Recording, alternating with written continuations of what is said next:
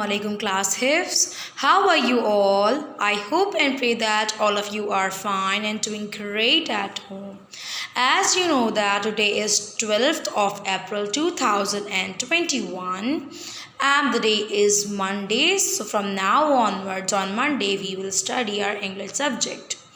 Okay everyone, as you all know that we were doing punctuation before, so I'm gonna continue this.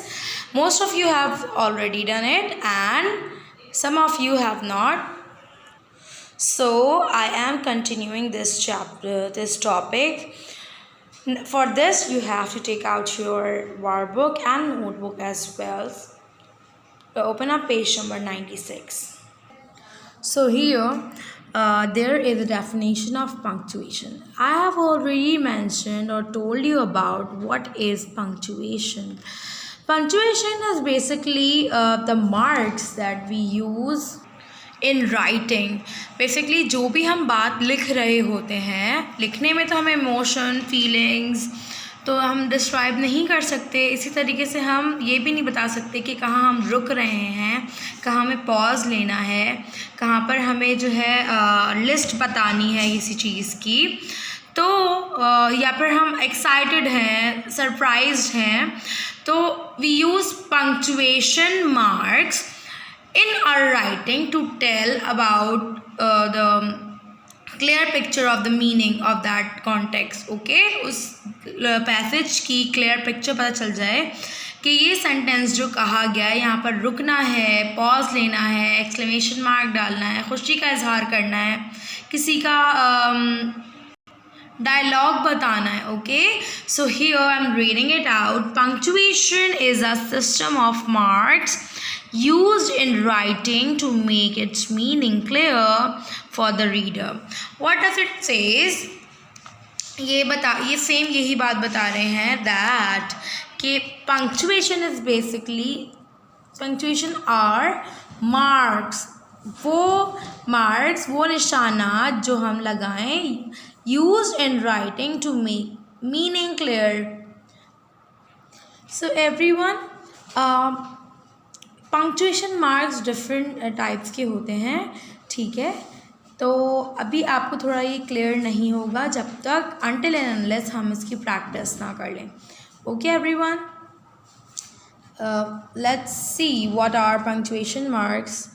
Okay, punctuation marks में हमारे पास full stop, comma, question mark, inverted commas, apostrophe S, exclamation mark, semicolon, hyphen, colon वगैरह होते हैं. Okay, now I am explaining it to you one by one. The easiest punctuation mark you have ever known will be this, full stop. Okay, when it is used, it finishes the sentence. For example, I have done my work. यानी कि जब हम कोई भी paragraph में अपनी बात मुकम्मल कर लेते हैं कि अब मतलब ये सेंटेंस यहाँ पर ख़त्म हो गया है, मेरी बात ख़त्म हो गई है, तो उसके लास्ट में हम ये फुल स्टॉप यानी कि ये डॉट लगा देते हैं जिसका मतलब है full stop. Okay everyone, so what you we can also make different sentences using full stop. For example, give me that pencil, full stop. Okay, she has eaten her lunch, full stop. यानी कि आपने बात मुकम्मल करके आपने full stop, यानी कि उसने खाना खा लिया, बस. ना इसमें मैंने सवाल पूछा है, ना इसमें मैंने कोई एक्साइटमेंट शो की है, ना इसमें जो है उस किसी का डायलॉग लिखा गया है, ठीक है ना. उसने खाना खा लिया, she have eaten her lunch, ठीक है. It's all about full stop. Now moving on to comma. Comma, what are commas? It separates part of sentence or items in the list. Example, Ali, Hamid, Sarah and Zoha are eating. Okay, basically this is comma. So Here is an example of comma. Please take water bottle, comma, sunglasses, comma, hat and a paper fan with you. So आपको किसी भी तरीके से आपको समझ आ रहा है या आपको पहले से पता है कि कॉमास कहाँ पर इस्तेमाल होते हैं. Commas are basically used when we have different things like a list of things written in a line. For example, यहाँ पर मैंने लिस्ट बनाई है चीज़ों की जिसमें वाटर बॉटल, सनग्लासेस, हैट और पेपर फैन की बात हो रही है. ठीक है. जब मैंने इसको एक ही लाइन में लिखा है तो मैं इसको कॉमास लगा के इसमें बताना चाहूँगी कि इसके बाद ये भी चीज़ है, इसके बाद ये भी चीज़ है और ये भी चीज़ है. ठीक है. अगर हम साथ लिखेंगे for example without using this comma तो कैसा लगेगा. Please take water bottle, sunglasses, hat and paper. Like ऐसा लगेगा कि बॉटल का नाम ही है कुछ, सन ग्लासेस, हैट, कि please take your water bottle, sunglasses, यानी कि वाटर बॉटल के sunglasses, hat and a paper fan with you. Is it correct or not? No. So that is why we use comma to indicate that there is a list ahead. यानी कि ये अलग चीज़ है, ये अलग thing है, इस चीज़ के बाद एक और चीज़, फिर एक और चीज़ और लास्ट वाली चीज़ में हम एंड लगाकर बताएंगे कि ये लास्ट चीज़ है लिस्ट की. Right. Please take water bottle, comma, sunglasses, comma, hat and a paper fan with you. और क्या एग्जाम्पल हो सकती है. For example Sara Ali and Bano are playing in the playground. तो सारा अली एंड बानो में लिख देती विदाउट एनी कॉमा. तो क्या होता है, ऐसा लगता है कि Sara Ali is a name of a one person. Right. So we mark commas to indicate that there is a list ahead, list of anything. Okay. Now moving on to our next punctuation mark, which is inverted commas. Okay, inverted commas are used to show direct speech or quotation. किसी ने क्या कहा as it is हमें लिख कर बताना होता है. ठीक है ना. For example teacher said I am not going to come today. Teacher said I am not going to come today. अगर मैं इसको इन्वर्टेड कॉमास यानी इस तरह से अगर मैं बताऊंगी, टीचर सेड, टीचर ने कहा I am not going to come today, यानी कि मैं आज नहीं आऊँगी, यानी कि टीचर कह रही हैं. जो टीचर ने कहा एज इट इज़ आपने उनको इन्वर्टेड कॉमास में लिख दिया. और याद रखिएगा इन्वर्टेड सेट के बाद कॉमा लगेगा, इन्वर्टेड कॉमास आएंगे और लास्ट पे एक मतलब सेंटेंस ख़त्म होने का फुल स्टॉप अलग लगेगा. राइट. सो कहने का मकसद ये है कि अगर मैं यहाँ पर इन्वर्टेड कॉमास नहीं लगाऊँ और लिखूँ teacher said I am not going to come today, यानी कि टीचर ने कहा कि मैं, यानी कि मैं नहीं आऊँगा. कहाँ नहीं आऊँगा? कहीं भी.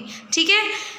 तो इससे मुझे कहीं से ये पता नहीं चला कि टीचर ने ये अपनी मतलब टीचर ने ये बात कही है अपने लिए. ठीक है.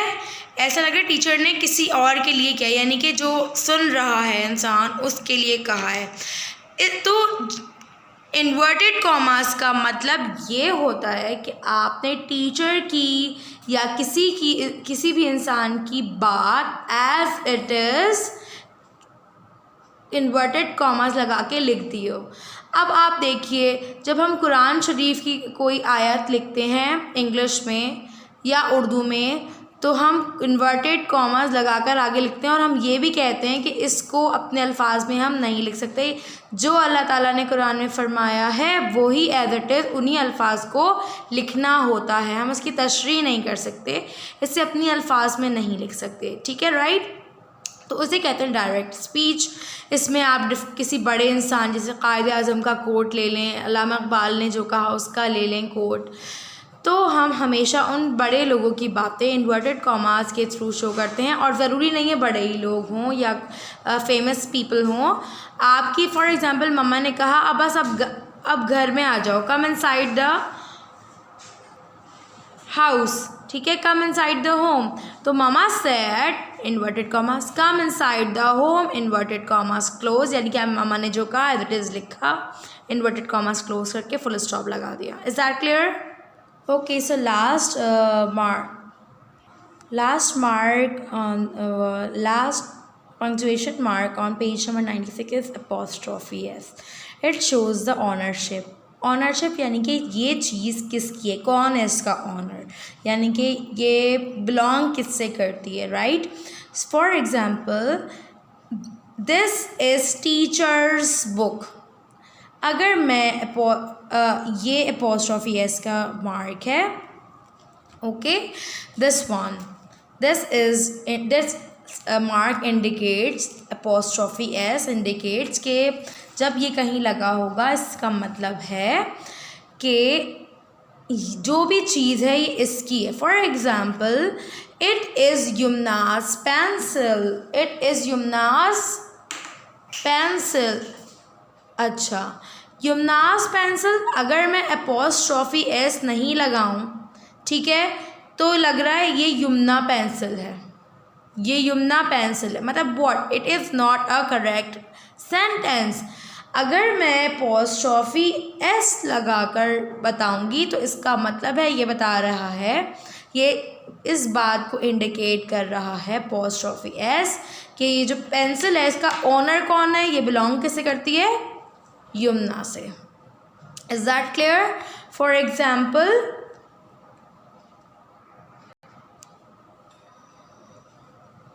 She is Sarah's